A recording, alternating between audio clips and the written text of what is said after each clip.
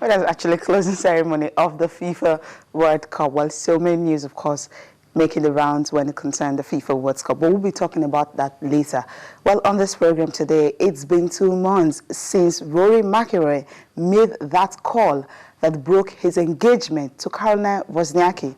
Now the pair are going stronger. Both were champions at the weekend. Well, breaking up is very, very hard. But when it makes you stronger, well, I guess that's better.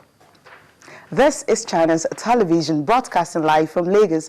I'm Cecilia Mogbe, and you're watching Sports This Morning. First, let's take a look at the top story. It's another loan spell for Kenneth Omero. He's back at Middlesbrough because there is no space for him at the bridge. Well, the Nigerian Basketball League is just in its 6th season, and one club is actually dominating this league. I'm talking about Kano Pillars. They won the 4th title at the weekend. And this man on your screen, Jaime Rodriguez, is the latest acquisition for Real Madrid. Reports indicate that Monaco has agreed to sell him for 80 million euros. That's more than 60 million pounds. Well, also on the program, we'll be talking about this man. He is the new champion of the British Open. And of course, he said he would not stop there.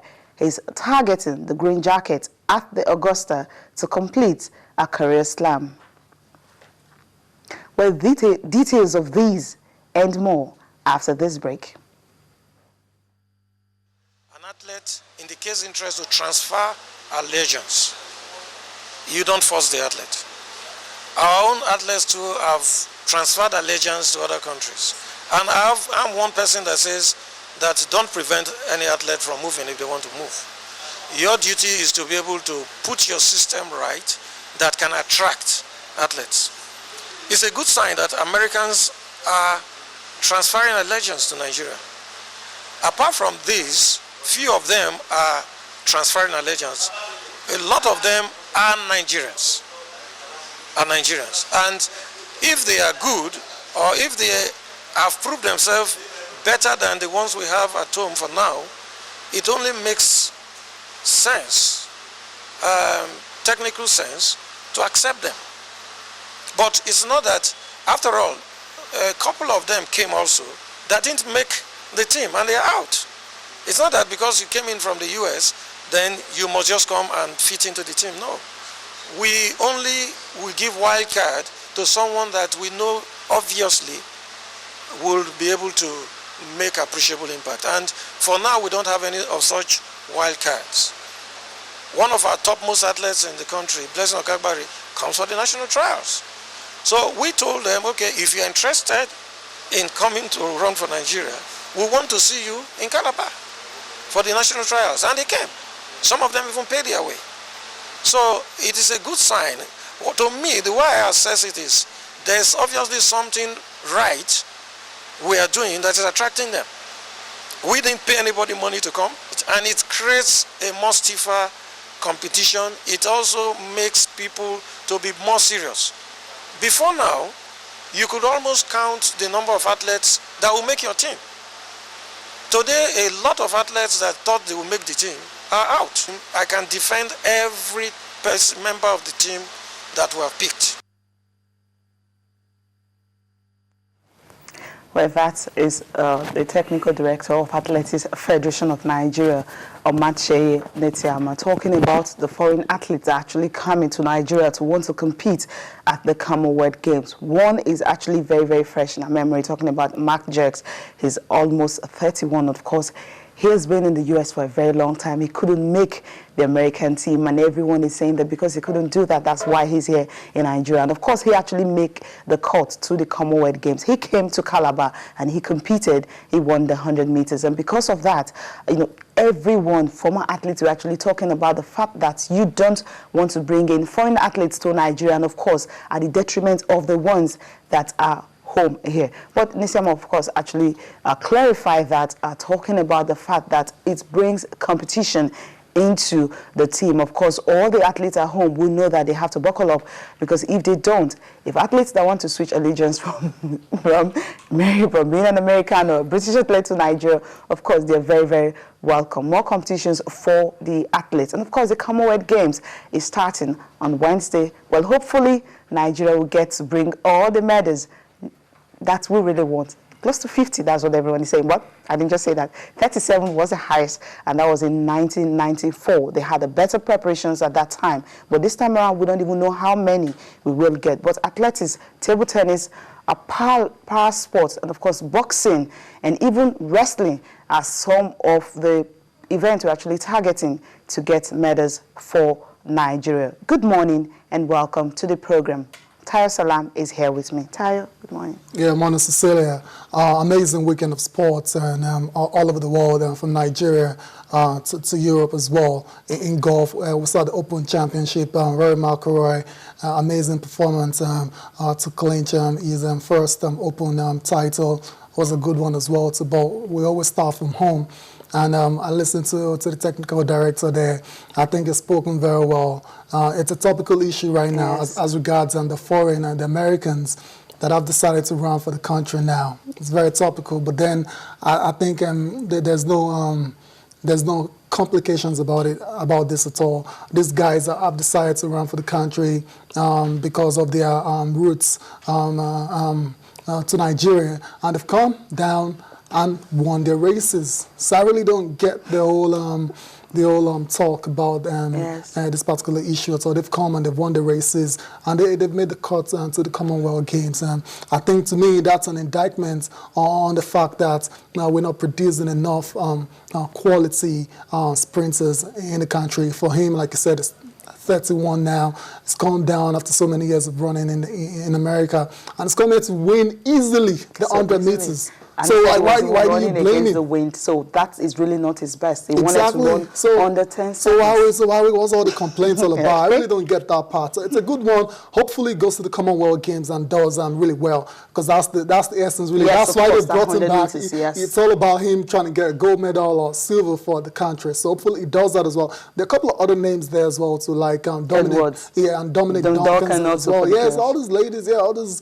Yeah, hopefully they do well for the country, but I don't get all the noise about Americans coming to run for Nigeria. It's a phenomenon that happens all over the world now. Kenya's run for America, Kenya's run for Qatar. It's all over. That's the way sports is nowadays. Okay, well, just go straight to football. Of course, tomorrow we'll dedicate more time to talk about the Commonwealth Games, the numbers of athletes that are going for Nigeria, and of course, the sports that we will be participating in. Okay, football now, of course. Before we'll talk football, well, a feedback mechanism will be displayed on your screen. Of course, you can talk to us what you think about we having foreign athletes coming down here to actually take up the position, winning the trials and the heats, of course, getting to represent Nigeria at the biggest stage. And what should AFN do to actually ensure that we can groom more athletes and not really rely so much on those ones that will come to make the cut for various competition? On Twitter and, of course, on Facebook, you can talk to us, channels_sports, and, of course, channels-sports on Twitter. And, of course, my own Twitter handle, successword_09. Okay, Nigerian Football Federation, of course, they are set to lift the ban on Baribote and, of course, Taiwo Ogunjobi. Well, that is actually in line with what was discussed before, the court case was withdrawn. Yeah. What is there to say is a continuation of the process, that started with the vacating of the case brought by the wife to Victor Baribote now. So apparently there's an agreement, and they're just about to, the NFF that is, they're about to fulfill their own side of things. So it's a good one. Hopefully the football in the country can move forward without any impasse anymore. Yeah, definitely. And of course, Emeka Iyama, talking about the board spokesperson, executive board spokesperson, actually said that the reason for this is for them to have a conciliation and be able to harmonize the board. And of course, you now have a situation whereby everybody can actually contest for the election that's coming up next month. But those that will definitely contest will have to be credible people, but everyone can come and participate. Well, it's a good one coming from Nigerian Football Federation. Reconciliation, of course, that is what we need to avoid another FIFA hammer. Okay, from that now, moving on, the sports minister and, of course, club owners of Nigerian Football Professional League, they will be meeting tomorrow in Abuja.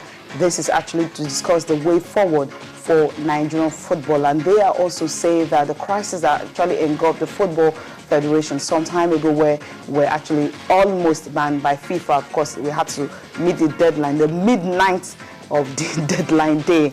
That was when the whole case and, of course, everything was withdrawn. But they will be meeting tomorrow to discuss more on this and how to move football forward in Nigeria. Yeah, how many of these meetings have we had in recent times now? Several of them. So I'm just going to say, hopefully this time around, it's a productive one, and they're able to come up with something with a blueprint to help the game develop. Yeah. Further in the country. That's what I'm hoping for. The club owners themselves, so they've not got it right at all in terms of the structure of the clubs.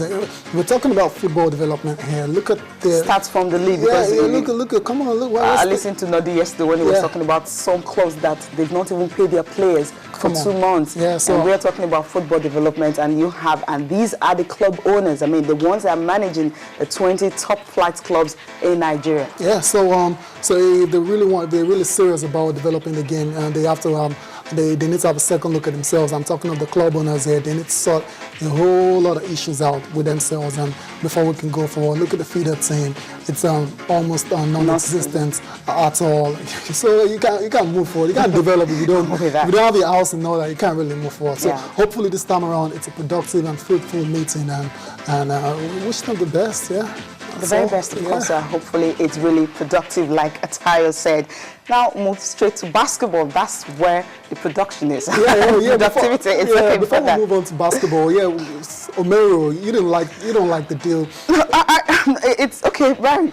I don't like the deal actually, because I felt he was awesome at the World Cup. You know, we talked about, was it last week Tuesday, about Babatunde Michael being Stoke City, Sunderland, everyone wants him. And of course, even Brownie there that did not play at the World Cup is going to West Brom, record fee. Now, Kenneth Omero, who we felt, okay, because of his performance at the World Cup, Jose Mourinho might just look for a space for him in the squad, of course, but he's sending him back on loan, no space for him at all. Yeah, I thought so as well. So I thought, based on his very solid showing at the World Cup, and especially the fact that David Luiz is left on Chelsea as well, so I thought I was going to have a little playing time in the main team for Chelsea, but it's not meant to be this morning. We're hearing now he's going back to Middlesbrough for a second loan spell.